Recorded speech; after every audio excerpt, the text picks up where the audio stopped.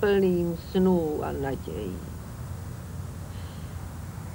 Budeme muset najmout detektiva, určitě najdeme dobrého. Najal jsem už jich 15 se stejným negativním výsledkem.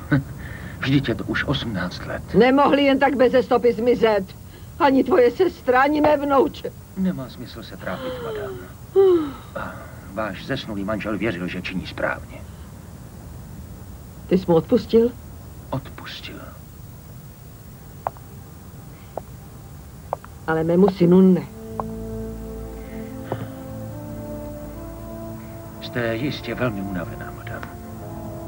Dobrou noc.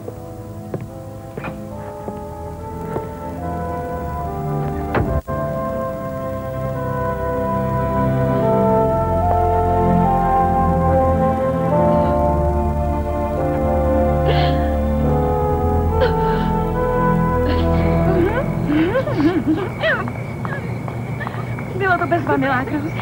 A to si tam nechtěla jít. Hlavně, aby nikdo nezjistil, že jsme byli pryč. Nikdo se to nedozví. Ticho.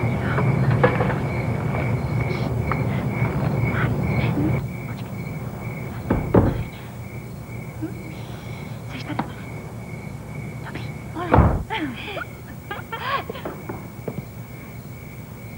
No víte, věřila byste, že jsme si byli venku zaběhat? Ne. Nebo že jsme šli... Tvůj čas vypršel, milá Gross. Tento týden budeš muset navždy opustit náš klášter.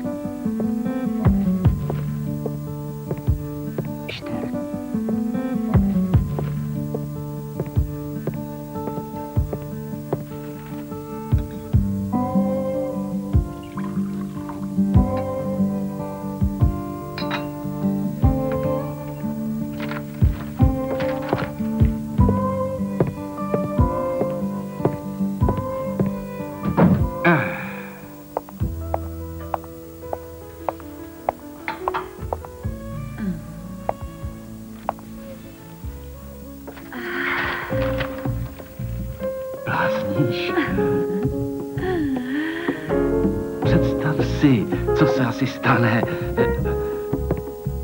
jestli tě tu takhle uvidí tvoje máma? Moje máma vaří, takže... Už jsi mluvil se švagrem o mojí práci? Jaké práci? Vždyť víš, že z celé duše nenávidím tuhletu uniformu. Ale proč? Mně se naopak v té uniformě líbíš. Víš co? Přijď v noci do mé ložnice. A já ti povím, co jsem vlastně měl na mysli ohledně tvé práce. Jsem přesvědčen, že se ti bude tvá nová práce líbit. Lásko, někdo jde. Dobře, Zlato. Přijdu tedy v noci. Budu tě čekat.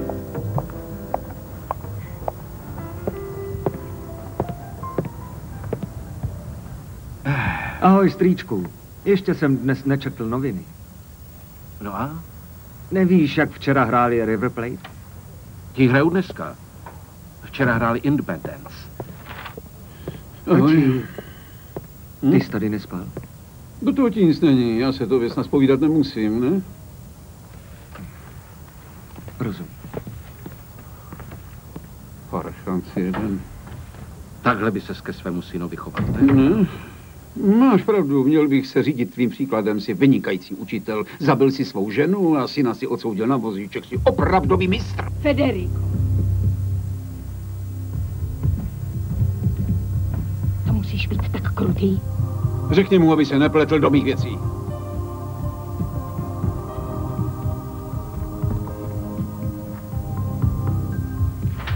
Ty, Priu, se musíš držet spíš na křídle. Musíš čekat, až dostaneš centr, pak zaútočíš a vypálíš, jo?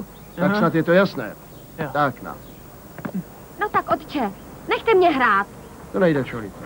Prosím, aspoň chvíli. Ne, Čolito, to nejde. Ale ne, nechte mě třeba jenom sedět na lavičce. Už jsem ti řekl, Čolito. Je mi to moc líto, ale tahle soutěž je jen pro chlapce. Chlapce, Líto, ne dívky, líto, takže ale proč to není taky pro mě? Proč já nemůžu hrát? Dobře. Dám ti návrh. Potřebujeme někoho na prodej limonády ne, a hned ti řeknu proč. Proč já? Protože potřebujeme vydělat peníze. Chlapci potřebují kopačky, tak mi snad pomůžeš, ne? Tak běž. Limonáda. Slazený limo. Tak už tu limonádu. Tak to koupíš si jednu? No, když si dáš se mnou. Limonáda, chlazený limo, kupte si limo. Kde jsi strávil noc? Vidím, že jsi dobře informovaná. Ubohý synu. Co jsem říkal? Řídil se s radou svého otce a zničil si život. Nenávidím, když říkáš, co jsem říkala. Ale je to tak. Na rozárii jsi se vzpomněl. Ani si nepomyslel, zda se netoulá po světě.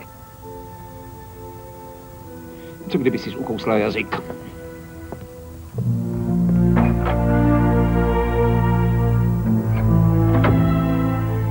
Jdeme pryč, Bobby, začínám se tady už nudit. Ne, počkej, slíbil jsem bratranci, že se přijdu podívat, jak hraje. Nemůžu teď odejít. Mám strašnou žízeň. Kupte si limo. Kup si limonádu. Chlazený limo. Kupte si limonádu. Hej, přihraj. No tak, dej mu to. Dej mi jednu. Jo. Kolik stojí? Peso. Díky, Karlíto. Čolíto, troubo. Studený limo. Jenom 1 peso. Tak pojď sem, Čolito. Proč si to tomu chlapci udělala? Myslíte toho troubu? Ano, teda vlastně ne. Co kdybyste se rozhodl, otče, a vyjádřil si jasně? Myslel jsem toho chlapce, ne troubu, jak si ho nazvala ty. Říkal jsem ti 100krát, že... Moje ústa jsou stoka, otče, já vím. No a co?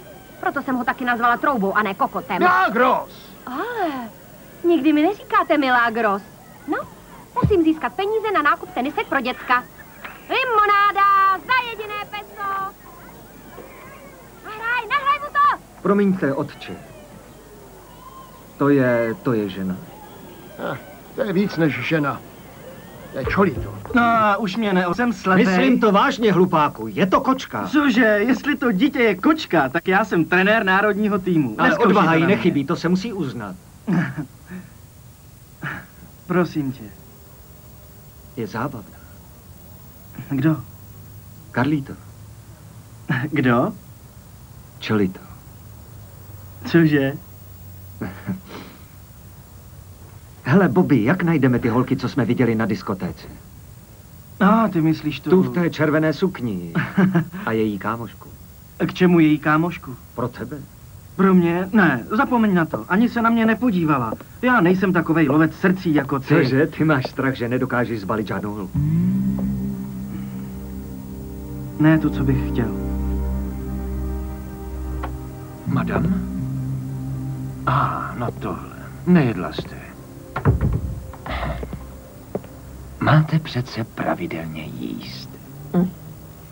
Hlady neumřu, to je jisté. Aj. Je krásná neděle. A v neděli jste chodívala na mši. Je to už 18 let. Co dělám špatně? Že mě Bůh tak potrestal. Tolik jsem prosila za rozárii. Chudinku. A to její děťátko. Kdo ví, co se s nimi asi stalo. Proto nerada chodím ven.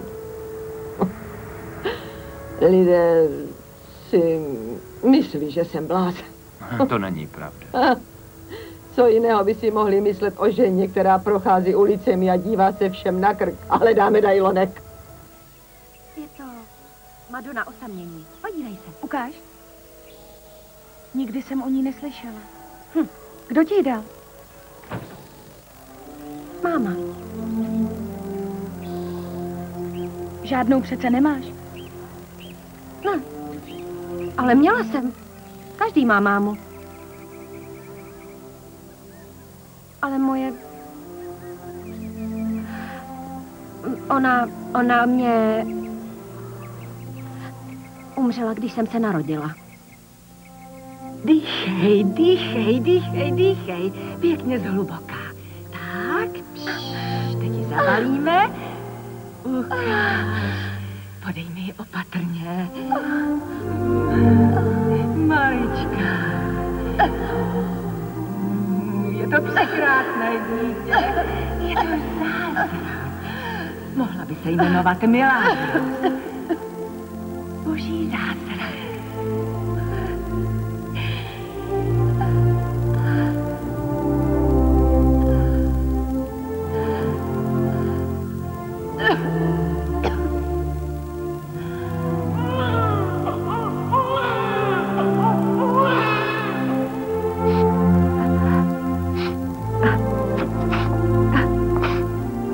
Mě pojmenovali Milagros.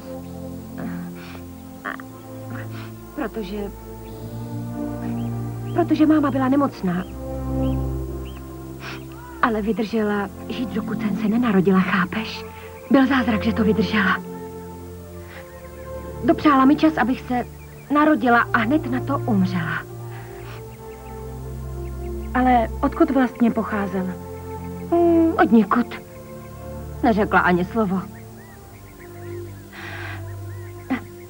Celou tu dobu, co jsem rostla v jejím břiše, byla tak nějak ztracená. S nikým nemluvila. S nikým. Možná, že prý zemřela z lásky. Matka představená říká, že jí někdo ublížil. A já s tím nemůžu nic dělat. Neznám její jméno. Ale jedno vím docela určitě, že tím prevítem byl můj otec. Jsem si jistá, to mi věř. Otec Emanuel často říká, ať necítím nenávist. Ale co máš cítit k chlapovi, který ti sfackal celý život? Bůh mi přece musí dopřát tu sladkou pomstu. Dám ji.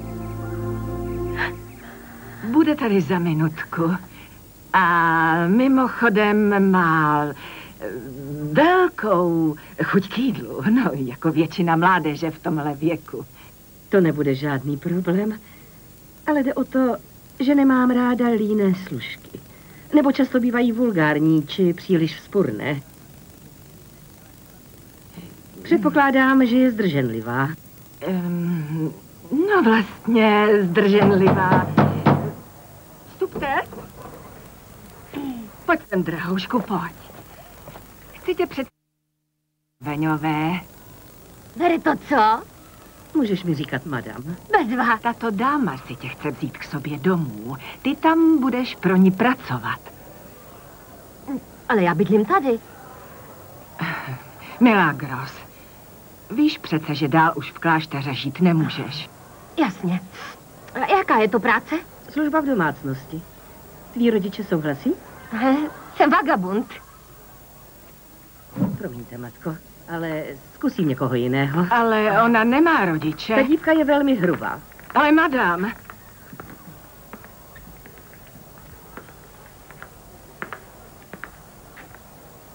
Jsi sirotek, Milagros. Sirotek. To je snad totéž, ne? Připrav se, Federico. Je tu Luisa, tak můžeme začít schůzi. Prý mám, taky dej zatím něčeho napít. Federico. Urážíš mě. Řekni mi, kde je tvá hranice. Kdy už s tím přestaneš? No, já nevím, ty jsi expert. Ty by si měla vědět, kdy říct dost. Ale pozor, řekne se to snadno, těžší je to udělat. Omluv mě.